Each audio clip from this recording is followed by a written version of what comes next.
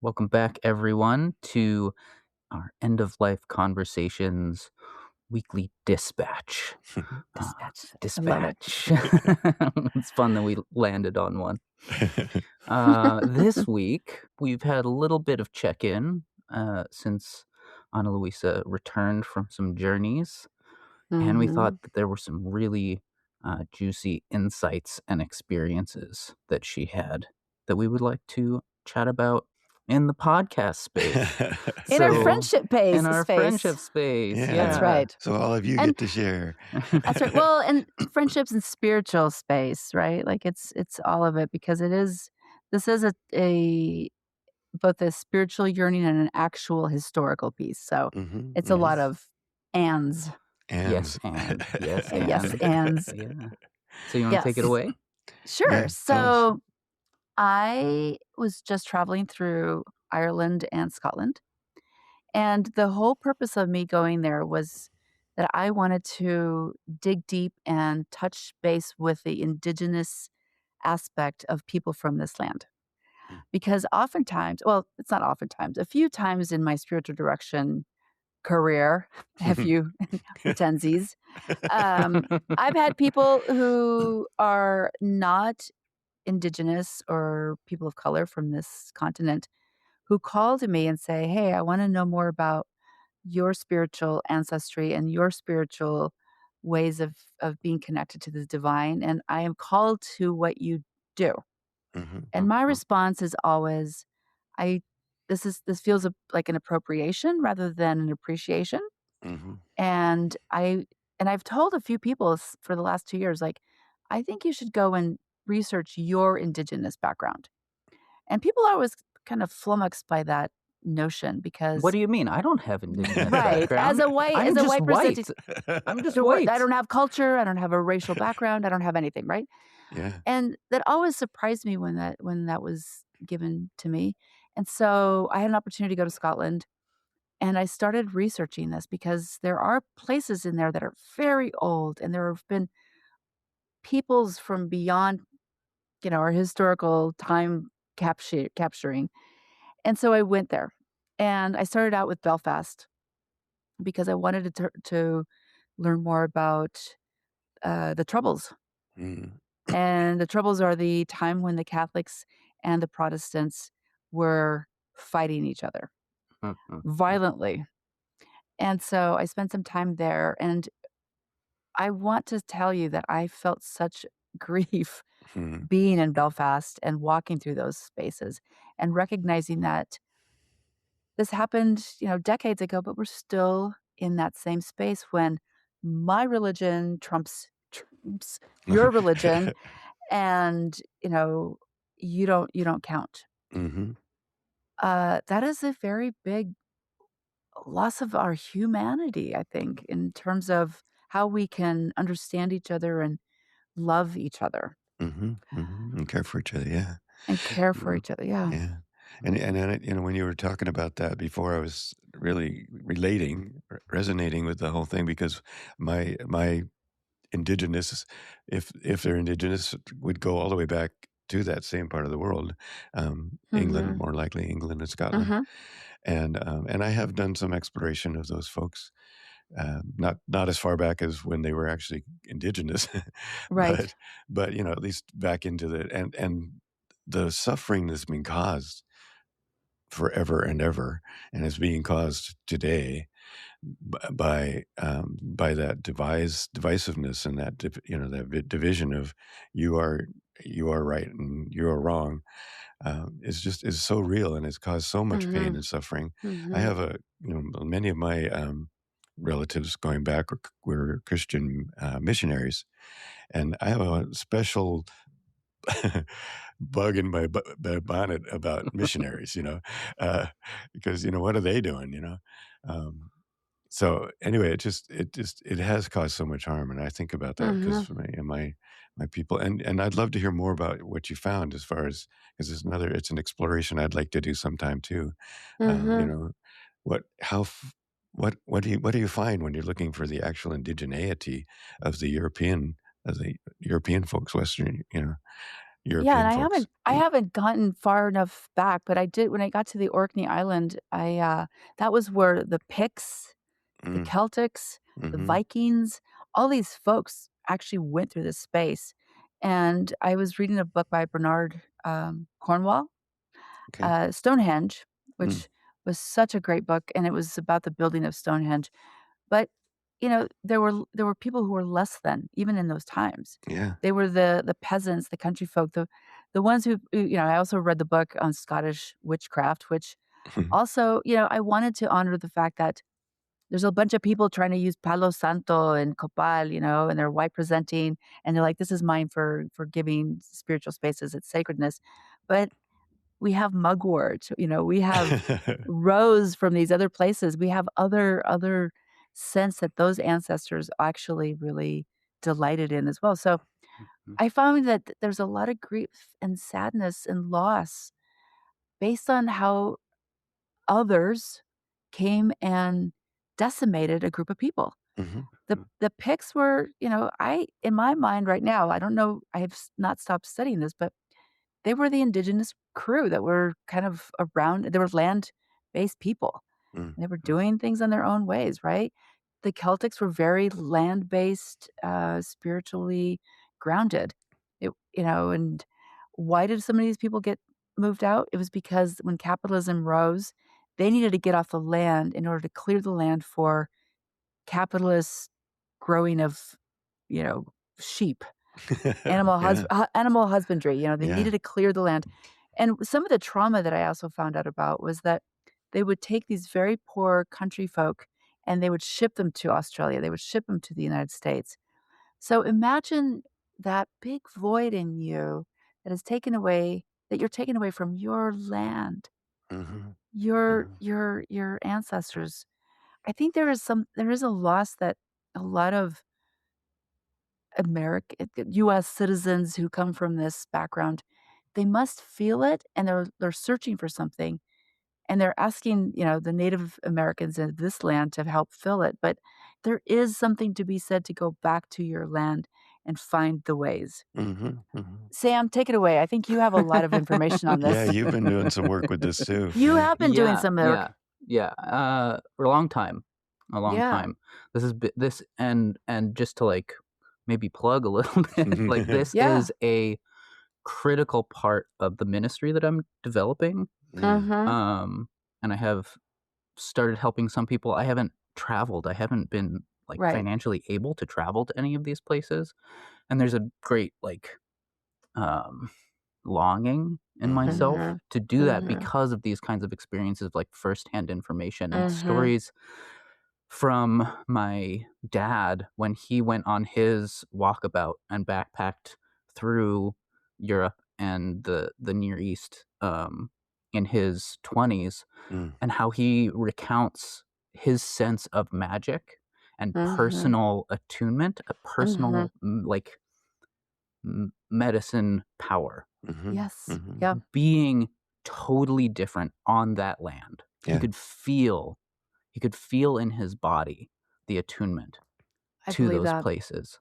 yeah, Um, Mhm. so just the disclaimer that the work that I've been doing is remote, um, Mhm. but long and intentional, and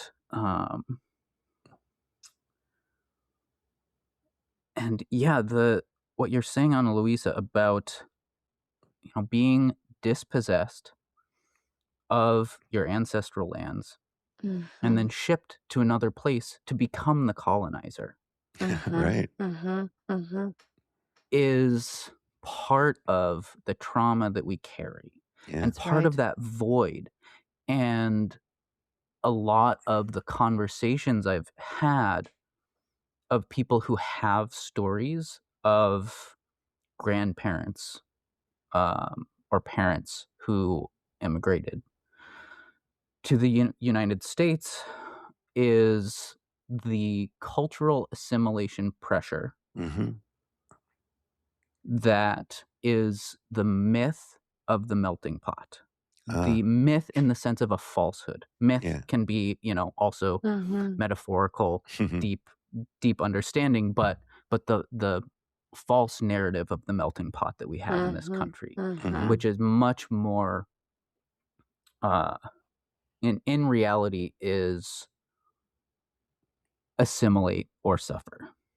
Yeah. Right, and what are we assimilating to? I just that's so crazy. I Right. hadn't thought about that since, like, 2nd grade when they talked or 3rd grade when they're like, "The melting pot. The United States is Yeah, the yeah. melting pot for all of these immigrants," which, I was raised thinking like, "Yeah, we're all becoming Americans," Mhm. but what does it actually mean, right? Like, what does it Capital and actually profit. capital and profit. The That's religion of money. Yep. Mhm. exactly. Yeah. So, we do have a loss when we can't come with our own cultural pieces.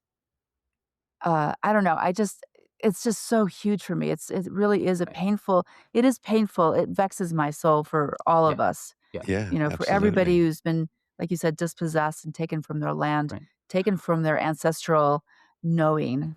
Right. Mhm. Yeah. And so, there's the pressure to fit in. Mhm. And Right. so, people aren't speaking their native language, Yeah. which Right. is a codex of understanding, Yeah. place-based understanding Yeah, and belonging. because of Mhm. the Yeah. because of the way a language develops in place. Mhm. Right. And then there's also that trauma of I lost all this stuff. And so Mhm. it's Mhm. so painful to Mhm. talk about it, Mhm. to Mhm. reference Mhm. any of it. Uh, And dangerous. and dangerous, and Yeah. dangerous. That's a whole other piece Yeah. Yeah, but when why do you you say that, Wakil? Oh, we said Yeah, Because go well ahead, Wakil. yeah, yeah, because, well, what I'm realizing or what I'm thinking about with that is a lot of people when they came in my wife is Jewish, so a lot of people who came from Jewish backgrounds, um, didn't wanna speak the language, didn't wanna speak Yiddish, didn't wanna admit they were Jewish, they wanted to change their names, because it was dangerous to be other, Mhm. and I Mhm. think that's true. My experience was talking to people of other cultures too. When you come here and think of that too, we talked about, last time I think, Sam and I talked about the plants that get transferred here, and we decide to rip them out of the ground, right? That hubris we have. But what's lost by that? How much have we lost by Mhm. not bringing that culture with us, by not, sharing that culture? If there actually was a melting Mhm. pot, this could be an Mhm. incredibly dynamic and wonderful and full and creative, Mhm. culture. But Mhm. Mhm. because of that ripping it out and that sense of Mm. you're not Mm. safe if you don't fit in, Mhm. lost so much. It is deeply Right. painful. And Right. I wonder if that's part of that yearning that so many people have that they can't Absolutely. identify it, Yeah, right? And so they glom onto something and they are asking, they're begging for something that could be theirs too, but it's really not really what they're looking for. They need to fill their cup with their own medicine, yeah, with their own yeah, history, with their own ancestral connection. yeah. Mhm. And how do we do that in this space? That's a really good thing to think about, because I mean, on the one hand, we're in a position now in our world of communication where we can actually learn about, tap into the Mhm. cultures of any place, anywhere, anytime, right? Mhm. And so if we do have that deep hole in our hearts, um, Mhm. you know, is it better or worse to reach back and find the picks or the folks that are from Mhm. our culture, or is it can should we all just be sharing? I mean as I was saying earlier, if we could have ideally brought it all in and just shared, Mhm. then maybe we'd all Mhm. just be sharing.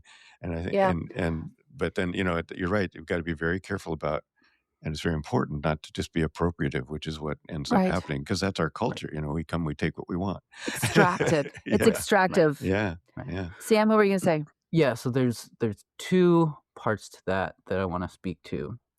One is that we talk about reaching back and finding traditional knowledge, Mhm. and Mhm. that is certainly a useful and a noble effort, Mhm. but it is also integral to understand that none of these cultures have not been touched by colonial processes, Yeah. Right. Right. Christianization, and Right. and uh, concerted efforts to destroy them. And To so Mhm. we don't eradicate them. have to eradicate them. So we don't have a full container Mhm. Right. Right. to refer to. Yeah, and we don't have teachers. We don't. There are Well, knowledge There keepers. there yeah. are knowledge keepers, and they are coming up in Scotland. I met a Mm, woman. I didn't. I through a different source, but she actually just had a festival to try to get all those wisdom keepers wow. together because it's Mm. resurging. Mhm, Oh, good, good. mhm. Mhm. And there was an Icelandic lady that I followed on That's Instagram right. like years ago, and she lives in a place where they've been practicing Mm, the Yes. There traditional are knowledge. They pockets were probably. untouched Right. by wow, Christianization in wow. that Right. place, which is really interesting because she had a lot to say about people who were doing cultural reconstruction. Mm, Mhm. But there's some cultural workers that I've encountered that talk about the importance of having the the preservers mhm. of the old Of ways the knowledge. Mhm. and the reconstructors and innovators, Oh, Mhm. because these Mhm. also, part of that reaching back into the past is we can get trapped in trying to find a pure version, yeah.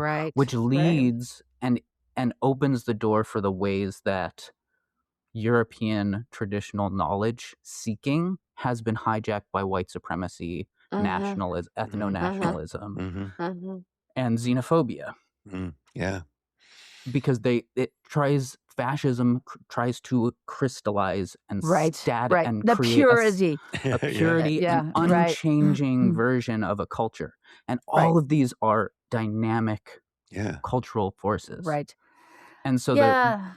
the reconstructors are doing the work of incorporating and adjusting and evolving these traditions and the pieces that we have Mhm.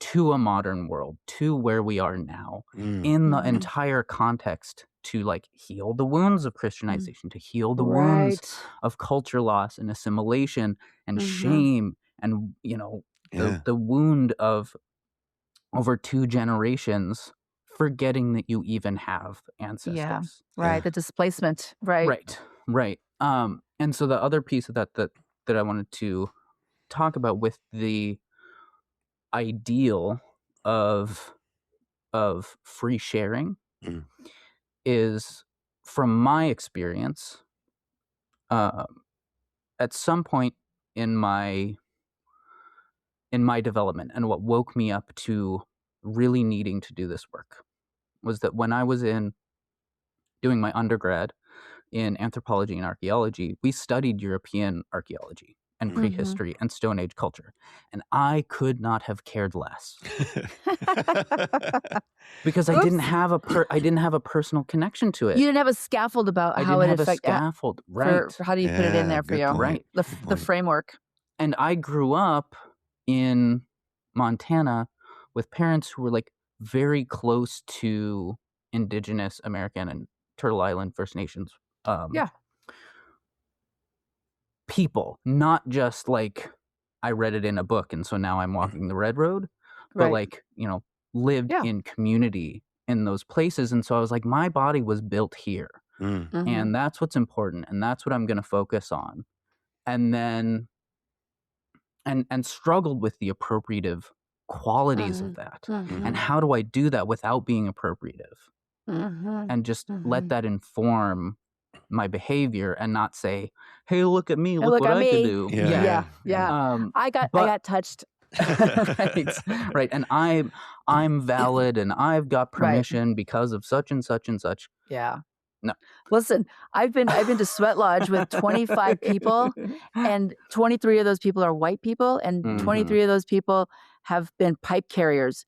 And I'm like, how are there 23 people who are white who are pipe carriers, and me and the indigenous woman are not? I'm not Right. Like, Right, like right. it's I've been in those circles, so it feels like, Yeah, oh, yeah, I Yeah, can't come back to this.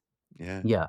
So after I had graduated, my dad is also an anthropology sort of oriented person. And I should caveat, when I say anthropology, there's a different branch called radical anthropology, which is very like heavily critical of the colonial, Mm, Western centric, Eurocentric school of thought that Mm, birthed modern mhm, anthropology. mm, So, um, but we found out through all sorts of different research and some of the 23andMe stuff and some family efforts and a chance encounter with some Eastern Orthodox or Russian Orthodox priests Hmm. who recognized our last name, Wow. which is Zemke, Yeah. which was a clan. Basically, it's the Baltic Druid clan. Huh. And they Cool. said, "This is who your family is." Um, Mhm. and once we found that out and started researching that, the hole in the bottom of my vessel began to patch. Yes. Ah. Yeah. Yeah. Yeah, yeah. The root, I found the root. Mhm. Right. And so the things that I was encountering didn't fall out the bottom and leave me hungry still. Yeah. Yeah. It's Wow. I it's, think you that's know that's so key. That really Yeah. is, and not everybody's going to have the chance encounters, but I think right. that having the so I'm gonna have something. My similar story is that about 6, 7 years ago, I had an opportunity to do some shamanic journeying to find benevolent ancestors, and I was surprised by somebody who showed up. And this person, I was just shocked. It was like a Spaniard in, like, their metal gear, right? And I was like, "Oh, I have a colonial dude in my benevolent ancestry, circle." And I remember for a few years, it was really hard for me because I thought that's the person who came and probably, like, raped and pillaged, Mm, the mhm, land, the people of this land. But then I had a chance to go 2 places. I went to France, where my last name originates, Armendariz, which is a Basque French name, Hmm. and I went to Spain and Balboa, where a lot of these folks live, and I was walking El Camino de Santiago, and I bumped into somebody who was a historian, and I told him, I was like, "Yeah, I think I have this, like, this Basque, military person in my as my ancestor." And he said, "I want you to remember that those people were conscripted mm, during those times when they were going out to colonize. They were probably poor, and yeah, they got just shoved on the boat and said, 'You're gonna do this work.'" yeah, Mhm. And he said a lot of those people actually came back and settled back into the Balboa area. And so that also filled my cup, made mhm, me like, "Okay, so this is my vessel. This is, like, who I've come from." And the healing has to be for that person too, who probably was traumatized mhm, Mhm. and had to endure XYZ exploits by the hand of the capitalist yeah, colonizers, right? yeah, yeah, Mhm. So, not all folks are going to be doing these kind of things, but just even, like, reaching back through your prayers or through your imagination and saying, Right. "Benevolent ancestor, I don't know who you are, but, I'm here to support you in mm, this journey of reconciliation," you yeah, Mhm. know, and Mhm. reconstruction, and and reconstruction Right. reemergence.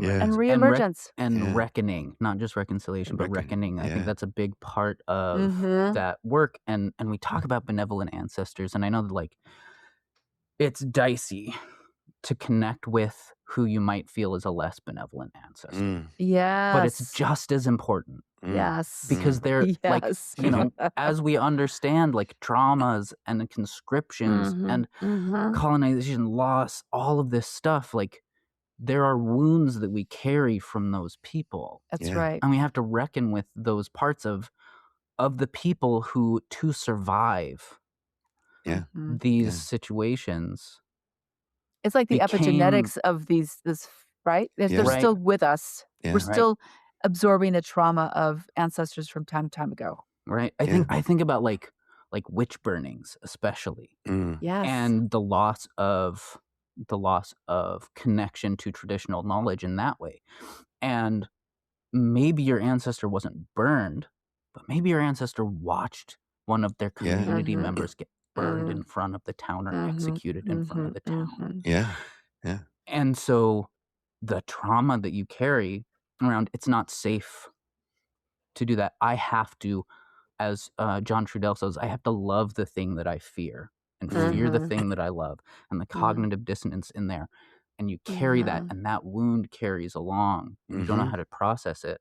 yeah, Right. yeah, And so you've wow, got all these wounded people who, are reproducing trauma. yeah, Yeah. I was at a sewing dinner a few years ago, and there was this young baby queer, bless their heart, who we were, it's a sewing dinner. We're talking about our ancestors. We're Yeah. honoring our ancestors. Sewing. Oh, And yeah, I got you. Okay. I thought you sewing, said first I thought you said sewing, and I like, "Oh, cool, oh, crap." oh, I know, like, we're mending? We're mending. That could also be Got it. true. magic, also magic. Yeah, But anyway, they sorry. said my ancestors were all colonizers and slaveholders, and so I Mhm. will not connect with them. Mm, I've just Mm, decided to ignore them. wow. mhm, And in that space, I was just like, "Oh, honey, like, oh, like, it doesn't mhm. just go away because you don't look at it. Right, Wow, It gets so true. worse, it gets deeper, it right, comes out sideways. Yeah. right. The It's ways impacted. it's impacted. Yes, Right. yes, yes. Um, so Yeah. that'll, uh I wanna circle back to finish out the point about rebuilding that root Yeah, and yeah. how that changed my relationship to intercultural dialogue. Mm, Mhm, In that I no longer felt w it was humbling. There's a twofold piece that it's humbling, and I realize how damaged my lineage is. mhm. mhm. All of our But lineages, all honestly. exactly, Yeah. all of our Everybody, lineages are, everyone. and it horizontalized my relationship. So rather than being like, "I don't have any culture, so I have to look to all of these other places that have culture Mhm, for the answers for something I don't have," Mm, I could say, "I have this somewhere, it's been impacted. You have yours, it's been impacted." And not in an oppression Olympics way, not in a mhm, mhm, hierarchicalizing suffering or colonizing process, mhm, but the practices of colonization, assimilation, and cultural genocide were tested on the European stage. They mhm. Yes, started there, and then yes, it they was did. exported. Yeah. And so Yes, there's been absolutely. slightly less time Hmm. to decimate the cultures here. And so there's Mhm, more residue, there's more surviving stuff at this Mm. point. mhm, Oh, yeah, mhm. yeah. And so if you can say that without, like, putting one above other or saying I've suffered more or whatever, Right. you can it's this, like, we have gone through similar things at different times in our ancestral process, Yep. but it builds a kinship relationship where I'm not trying to take, but I can ask for help, and Yeah, Right. I can That's a bring great point. something to the Mhm, table. yeah. I can say mhm, that, if I'm researching my pick where so many of us are mutts. Pick right. one you like, Yeah. Yeah, pick one pick that you one. feel connected to. It's part of the, like, buffet. We have to kinda Mhm, engage mhm, with that being messy, muddy people, mhm, Mhm. and I mhm. think that exists sort of throughout history. Nobody's It pure. does. But it changed how I approach these spaces, Mhm. Mhm, and you stop being so obnoxious about it. When you can be humble, Mhm. mhm. and when you can see and connect on that, like, person to person, we are family in We're all in the in same this mud. in this way. Yeah, Right, yeah. right. Right. We're all bozos on the bus. We're all Mhm. bosses on the bus, and we all have different, sacred stuff in our satchels, right? Right, Yeah, yeah. right, I love that. Not everybody has Palo Santo. No, yeah. right. I love that sense, though, that you mentioned a couple times kind of like one of the things we like to do here is think about how do we go forward from this? How do we deal with this as a Mhm, community? And I love it, just a sense of recognition that we're all on the same bus. We're all mhm, bringing what we bring, and having mhm, humility and compassion for each other, and Mhm, and setting that intention to say, okay, mm, let's see how what we can share together about mhm. our ancestors, and what we can share that can lift us all up, mhm, and in a Right, way that is not denigrating to anybody and is not right. competing with anybody. And wow, what a great work that would be if we could do that. Yep. And mhm, And let's it's do it. healing, right? Yeah, It fills that void. I love the idea of, like, packing in the bottom of your vessel so that your yeah, roots can be safe. I'm like, That's exactly right. Otherwise, you're a sieve, which is why you're always hungry. You're like a Mhm. hungry ghost, always wanting to grab, and you're hungry, hungry, but nothing's gonna fill it until you actually get and put a stopper in there. Yeah, Right. find a way, Right. find a place. Mhm. Mhm. What a great plan. So Yay! Yeah. Mm. well, it's been a really good. Do we feel like we've finished this, or do you have any more? I could talk about this for We hours and could talk a hours and long hours. time, but I think I do want to just say that for our listeners, and they're trying to figure out why is this on our death podcast, but I Mm, wanted to say this is a death of a parts of ourselves that we may or may not be aware of, Mhm. and mhm, going mhm, into history and sharing with people what died somewhere in our lineage that needs to be just tended to at this Mhm. point. Yeah. mhm. So, just How do we it's honor a that? it's how do we honor it? How do we grieve the loss? How do Mhm. we Mm. come out of that grief cycle with like the yearning that we might encounter in ourselves of what we are hoping to have, but we can't figure out what it is. Yeah. Right. Yeah. So Right. it's just about this loss and grief. Yeah, and that brings up another point that I thought was really important in our uh, non-recorded conversations about this, which is in understanding that collective sort of experience of domination, culture, loss, whatever it is. The the search, especially in a commodified sort of influencer culture, Mm. of reconnecting with ancestral teachings, traditional knowledge, indigenous worldviews, whatever you want to call it, can be presented as a pretty sunshine and roses kind of thing. And it'll give you Mhm. all these tools to feel great. Mhm. And, it's this Mhm. magic and it'll, it'll lift you up and ascension, ascension, ascension, and light and love and light and love. But no people who have carried traditional knowledge have gone unscathed, as we said at the beginning. Mhm. That's Mhm. right. And so it's really important to understand that stepping into these spaces is one of like a I want to say a critical piece Yeah. because it's my work. Mhm. And I've seen Mhm. the impacts of it. Yeah. But Mhm. it is not it's not a light work. There is grief and Mm. loss Grief, and yes. death Yeah. and so much pain and trauma and shadow work Mhm. Mhm. that comes Mhm. with the beauty of